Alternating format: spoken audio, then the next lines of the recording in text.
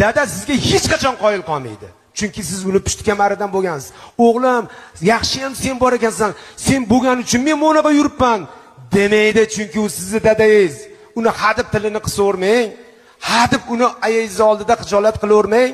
Nabaro dada, siz aytgan fikrdan keyin men ishim o'zgarib ketdi. Siz aytgan, siz hali bergan pulingiz barakali ekan, ko'payib ketgan, lekin uni sabab chiqib qo'yaylik.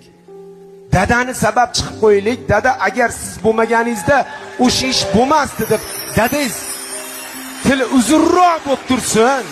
Ayingiz oldida, chunki sizni ham xotiningiz bor, bolalaringiz oldida tilingiz qisilmaslik kerak-ku. U dada bugun bor, ertaga yo'q, ertaga siz fil olib bersangiz ham qaytib kelmas ekan. Dadamizni hech qachon tili qisilib, gapi bo'linib qolishini xohlamaymiz. Dadamiz gerdayib yursin. Chunki biz dadamizga nima? O'sha mashinangizni olib bergandan keyin kechasi 2da kelsangiz ham indamasinmi? Eski dadangizni yo'qotib qo'yasiz. Kel o'g'lim uyga degan dadani yo'qotib qo'yasiz. Eski mehribon dadangizni yo'qotib qo'yasiz. Jahldor dadangizni yo'qotib qo'yasiz.